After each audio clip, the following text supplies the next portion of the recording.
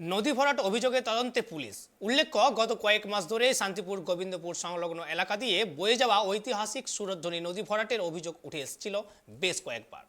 তদন্তে আসে ইরিগেশন দপ্তরের আধিকারিকরা, যদিও তাও নদী ভরাটের কাজ চলে। এরপরেও আবারও বিভিন্নভাবে অভিযোগ জমা পড়ায় এবার সরজমিনে তদন্তে যায় শান্তিপুর থানার পুলিশ। নদী ভরাটের অভিযোগের তদন্তে পুলিশ। সুরধ্বনি নদীর পাশে রয়েছে একটি স্টিল আলমারি তৈরির কারখানা। ওই কারখানার মালিক মানিক দেবনাথ নদী ভরাটের কাজ চালিয়ে যাচ্ছেন বলে অভিযোগ স্থানীয়দের। পরিবেশ প্রেমীদের দাবি, রাষ্ট্রীয়ত্ব সম্পত্তি ঐতিহাসিক নদী, যে নদীপথ দিয়ে শ্রী চৈতন্যদেব শান্তিপুরের অদ্বৈত আচার্যের কাছে এসেছিলেন, সেই নদী কিভাবে ভরাট করতে পারে ওই ব্যবসায়ী? নদী কখনো ব্যক্তিগত মালিকানায় হয় না। যদিও এ প্রসঙ্গে কারখানার মালিককে প্রশ্ন করলে তিনি জানিয়েছেন তার কাছে সমস্ত বৈধ কাগজপত্র রয়েছে, জেলা পরিষদের নির্দেশ মতোই তিনি কাজ করছেন। তবে মুখ্যমন্ত্রী মমতা বন্দ্যোপাধ্যায় নদী ভরাট পুকুর ভরাটের বিরুদ্ধে কড়া বার্তা দিলেও এখনও অবাধে চলছে নদী ভরাটের কাজ, আর সেখানেই বেআইনিভাবে হচ্ছে নির্মাণ কার্য। আজ পুলিশের তদন্তের পাশাপাশি স্থানীয় ব্যবসায়ী থেকে শুরু করে স্থানীয় বাসিন্দাদেরকে সাংবাদিকেরা প্রশ্ন করলে তারা জানিয়েছেন, আজ থেকে ২০-২২ বছর আগে এই সুরধ্বনি নদীর জলস্রোতে বয়ে যেত। পরবর্তীতে নদীর জল শুকিয়ে যায়, বর্ষাকালে নদীতে অল্প জল থাকে। এই সুরধ্বনি নদী শান্তিপুরের বাগ আচরা থেকে শুরু করে শান্তিপুরের ফুলিয়ার ভাগীরথী নদীতে গিয়ে মিলিত হয়। হ্যাঁ, বিষয়টা হচ্ছে যে আপনারা জানেন যে এই যে সুরধ্বনি নদী, এই সুরধ্বনি নদীর সঙ্গে শান্তিপুরের ইতিহাস, শান্তিপুরের সংস্কৃতি জড়িয়ে আছে। শান্তিপুরের সংস্কৃতির যিনি ধারক বাহক স্বয়ং অদ্বৈতাচার্য, এবং আমাদের গৌরানা ঠাকুর যিনি অদ্বৈতাচার্য, এবং সেই সঙ্গে সঙ্গে স্বয়ং শ্রীচৈতন্য মহাপ্রভু এই নদীর সঙ্গে জড়িয়ে রয়েছেন। তিনি এই নদীপথেই শান্তিপুর এসেছিলেন স্বয়ং অদ্বৈতাচার্যের কাছে।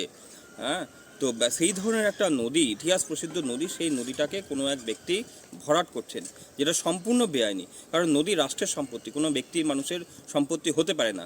তো সেই জায়গা থেকে এই যে অবৈধ নির্মাণ হচ্ছে, এই অবৈধ নির্মাণ আমরা প্রশাসনের কাছে দাবি করব যাতে প্রশাসন সম্পূর্ণ ভেঙে উড়িয়ে দেন, কারণ এটা সম্পূর্ণ বেআইনি।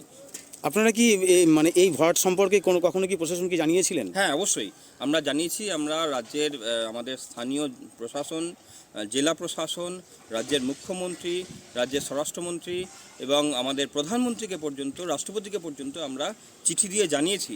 এবং সেই প্রেক্ষিতে ইরিগেশন ডিপার্টমেন্ট থেকে একটা এনকোয়ারি করতে আসে, এবং তারপর মহকুমা শাসককে বলার পর মহকুমা শাসকও একটা এনকোয়ারি করার জন্য শান্তিপুর থানাকে একটা নির্দেশ দিয়েছেন। সেই মতো পুলিশ এনকোয়ারি করতে এসেছিল, এবং সেখানে স্থানীয়, আমরা যেটুকু খবর পেয়েছি, স্থানীয় মানুষও সেই নদীর কথা স্বীকার করেছেন এবং এই নদী ভরাট যাতে বন্ধ হয় সেই জন্য আবেদন জানিয়েছেন। কিন্তু মালিক পক্ষকে প্রশ্ন করে তারা সাফ জানিয়ে দিয়েছেন তাদের কাছে বৈধ কাগজপত্র রয়েছে। না, নদী তো কোনো দিন কখনো ব্যক্তি মালিকানাধীন হতে পারে না। আর এই নদীর কথা, যে বৈধ কাগজের কথা তিনি বলছেন, সেটা সম্পূর্ণ ভুল। এখন আপনারা জানেন যে আমাদের যে ব্যবস্থা চলছে তাতে করে অর্থ দিলে অনেক কিছুই হয়ে যায়। এখন আমরা জানি না যে সেটা এইভাবে তিনি এই বেআইনি পথে এই কাগজপত্র বানিয়েছেন কিনা, সেগুলো প্রশাসন আছেন, তারা নিশ্চয়ই তদন্ত করে দেখবেন বিষয়টা নিয়ে। যেভাবে ভরাটের কাজ চলছে, আগামী দিনে কি ব্যবস্থা নেবেন আপনারা? আমরা তো প্রশাসনের কাছে দাবি জানিয়েছি, এবং আগামী দিনে আমরা মুভমেন্টের রাস্তাতেও যাচ্ছি।